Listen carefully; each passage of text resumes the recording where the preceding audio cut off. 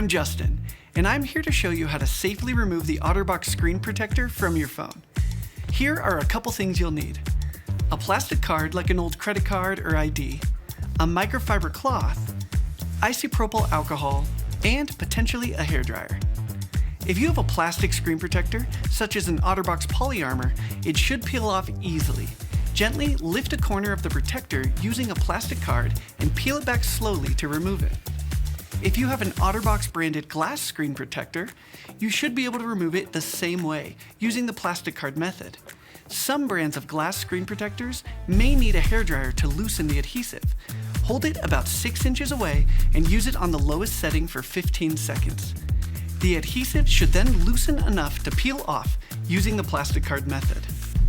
If there's any adhesive still stuck on the screen, dab a bit of alcohol on a cloth and gently wipe away the residue.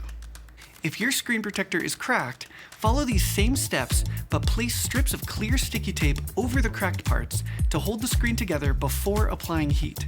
It may help to do this over a cardboard box to catch any loose shards that fall. That's it.